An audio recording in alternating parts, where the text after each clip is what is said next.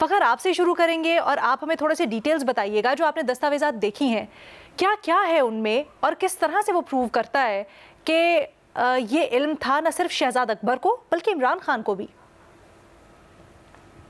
शुक्रिया अलीना। देखें, अगर हम देखें जब से ये 190 मिलियन पाउंड केस एहतसाब अदालत में चला है उस दिन से लेके अब तक हमेशा इमरान खान हों, शहजाद अकबर हों या PTI के दीगर जो अरकान हैं वो हमेशा यही कहते हैं कि ये जो एक जो एग्रीमेंट साइन हुआ था NCA और के दरमियान, ये सिर्फ उनके दरमियान है। PTI की हुकूमत या इमरान खान इसमें किसी तौर के ऊपर भी मुलव्वस नहीं थे और ना ही किसी तरह से इन्होंने असिस्ट किया था इस मुआहदे के हवाले से। ये एक कंटिन्यूस जो इनकी तरफ से एक बयानिया जो बनाया गया था उसके हवाले से अगर हम देखें, जो काबीना से सबसे पहले अगर तफसीलात को वो देखें तो जो काबीना से एक खुफिया नोट प्राइम मिनिस्टर के लिए सील लिफाफे में इन्होंने वो मंजूर कराया था, सबसे पहले उसमें इसका जो है वो अफशा होता है, जो राज था जिसमें ये बताया गया कि गवर्नमेंट ऑफ पाकिस्तान ने फैसिलिटेट कराया था ये जो मुआहदा था दो फ्रीकैन के दरमियान उसका। और फिर उसके साथ साथ ये भी कहा गया कि जो बरतानवी गवर्नमेंट है उसने ये कहा है कि ये जो पैसा है 190 मिलियन पाउंड ये स्टेट ऑफ पाकिस्तान का है। साथ साथ इस और फैसिलिटेशन का अगर वो देखें तो इन्होंने जो 190 मिलियन पाउंड रिपैट्रिएट किए गए उसको रेमिटेंस डिक्लेयर करते हुए उसके ऊपर टैक्स भी माफ़ करा दिया था। ये तो जो एक फैसिलिटीज़ या फैसिलिटेट किया गया था वो एक तरफ हो गया। दूसरी तरफ अगर हम ये देखें कि जो अकाउंटेबिलिटी कोर्ट की जजमेंट है उसमें ये मेंशन किया गया था कि जो डीड ऑफ कॉन्फिडेंशियलिटी है उसमें बाकायदा शहजाद अकबर साहब ने बतौर representative of government of Pakistan और ARU के हेड के तौर के ऊपर ये इस जो डीड ऑफ कॉन्फिडेंशियलिटी थी कि राजदारी का जो मुआहदा है उसको दस्तखत किए और उनके साथ जो बतौर विटनेस के है वो ज़ियाउल मुस्तफ़ा नसीम साहब वो उसके बतौर विटनेस उस डीड के ऊपर उनके भी दस्तखत हैं। ये अकाउंटेबिलिटी कोर्ट में मेंशन था। अब उसमें बाकायदा जो हमने फिर ये मेरी कोशिश थी कि इसका जो डीड ऑफ कॉन्फिडेंशियलिटी है दरअसल है क्या इसमें, तो वो फिर जब ये मुझे डॉक्यूमेंट मिला है उसमें बुनियादी तौर के ऊपर हमें ये ज़ाहिर हो रहा है कि ये जो डीड है ये बुनियादी तौर के ऊपर एक एग्रीमेंट साइन हुआ है फ्रेमवर्क एग्रीमेंट के नाम से और NCA के दरमियान, जिसमें तमाम तर जो रिपैट्रिएशन ऑफ जो एसेट्स है या मनी है वो उसकी तमाम तर जो है वो तफसीलात वगैरह उस फ्रेमवर्क एग्रीमेंट में वो की गई हैं। और ये सेम डे किया गया है। ये उस डीड ऑफ कॉन्फिडेंशियलिटी में लिखा हुआ है कि ऑन और अराउंड जो सेम डे ये डीड ऑफ कॉन्फिडेंशियलिटी भी साइन की गई है और फ्रेमवर्क एग्रीमेंट भी साइन किया गया है। अब वो जो फ्रेमवर्क एग्रीमेंट है उसको प्रोटेक्ट करने के लिए ये डीड ऑफ कॉन्फिडेंशियलिटी बतौर हुकूमत पाकिस्तान ने यूँ समझे गारंटी के तौर के ऊपर ये इनको वो दी कि हम ये जितनी भी तफसीलात हैं उस फ्रेमवर्क एग्रीमेंट में उसको प्रोटेक्ट करने के लिए ये हम आपको इंश्योर करा रहे हैं। इसमें बुनियादी तौर के ऊपर 6 शिक्के हैं जिसमें सब क्लॉजेस भी हैं इस पूरी जो डीड ऑफ जो कॉन्फिडेंशियलिटी है उसमें। जो इसमें बुनियादी नुकात हैं अगर हम देखें तो पहले तो शुरू के जो इसमें ये 6 पेजेस का एक जो डीड है उसमें पहले जो 2 पेजेस हैं वो जो उसमें डेफिनेशंस वगैरह दी गई हैं, मुख्तलिफ बैंक अकाउंट्स का जिक्र किया गया है कि कौन कौन से होंगे। और जो सबसे इम्पॉर्टेंट था उसमें वो था जो रजिस्ट्रार सुप्रीम कोर्ट का अकाउंट जो कि जिसमें पैसा 190 मिलियन पाउंड जो है वो रिपैट्रिएट किया गया था। अब ये उसके बाद फिर जो आगे टर्म्स एंड कंडीशंस वगैरह दी गई हैं मुख्तलिफ जो क्लॉजेस की सूरत में उसमें 3-4 ऐसी इंपॉर्टेंट हैं जो क्लॉजेज हैं। जैसे क्लॉज 2.1 है कि जो ये डीड है डीड ऑफ कॉन्फिडेंशियलिटी और फ्रेमवर्क एग्रीमेंट ये दोनों इसको खुफिया रखा जाएगा तमाम फरीकैन की तरफ से।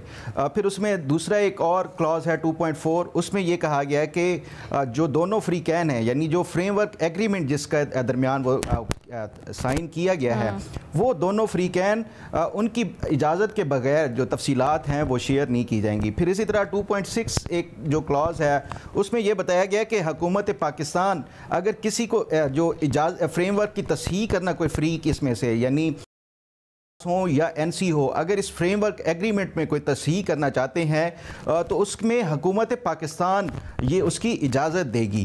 फिर एक और है 2.3.4 जो इसमें क्लॉज है उसमें ये बाकायदा बताया गया है कि किसी भी लीगल मामले के ऊपर हुकूमत पाकिस्तान इस जो फ्रेमवर्क एग्रीमेंट है वो उसकी जो जितनी भी डिटेल्स हैं वो डिस्क्लोज कर सकती है। अब ये जो तमाम तर क्लॉजेस हैं ये उससे साबित हो रहा है कि हुकूमत पाकिस्तान एक तो उनको इजाज़त इजाज़त देने के हवाले से या फिर जो डिस्क्लोज़ करने के हवाले से, तो ये तमाम तर चीज़ें जो हैं वो इमरान खान का वो बयानिया जिसमें ये कहा वो कहते हैं कि वो उन्होंने ना तो इसमें पूरे उस मामले में इन्वॉल्व हैं और ना ही ये जो इन्होंने फैसिलिटेट किया है ये उसकी नफ़ी कर रही है जो डीड ऑफ कॉन्फिडेंशियलिटी है। अच्छा इरशाद भट्टी साहब, आउट ऑफ द वे जाकर बिजनेस टाइकून को फैसिलिटेट करना और उसके बाद जिस तरह से माहिदे की तफसीलात बताई हैं फ़खर दुरानी साहब ने, आप बड़ा दिफा करते आए हैं इसका कि शायद इल्म नहीं था, ये केस बोगस बनाया गया है, क्या कहेंगे? मैडम शेख, मैं एंड पे ये सवाल ज़रूर पूछूंगा कि मेरे भाई ने लिखा फ़खर ने कि प्रॉपर्टी टाइकून को 20 बार बाहर जाने की इजाज़त दी। मुझे तो नहीं लगता कि उस वक़्त उनका नाम ECL पे था कि उनको इजाज़त हुकूमत ने देनी थी या हुकूमत ने कहा होगा कि अब आप चले जाएं तो अब आप आ जाएं। वो आज़ाद शहरी थे, जा सकते थे, आ सकते थे।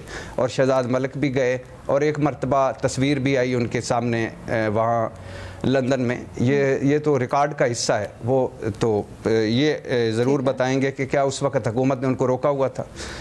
मैडम शेख, सवाल पे आता हूँ। इमरान खान ने सज़ा वाले दिन और अगले दिन गुफ्तगू की, कहा कि शहजाद अकबर पर दबाव डाला गया वादा माफ़ गवाह बनने के लिए या मेरे ख़िलाफ़ गवाही देने के लिए, और इसके भाई तक को गिरफ़्तार किया गया मगर वो वादा माफ़ गवाह ना बने। इमरान खान ने कहा कि शहजाद अकबर वीडियो लिंक पर केस का हिस्सा बनना चाहते थे मगर उन्हें इजाज़त ना दी गई। इमरान खान ने कहा कि जुल्फ़ी बुखारी पर दबाव डाला गया कि वो वादा माफ़ गवाह बने या मेरे ख़िलाफ़ गवाही दें। इनके ख़ानदान को हरासा किया गया, कारोबार तबाह हुआ इनके ख़ानदान का, मगर वो भी नहीं बने।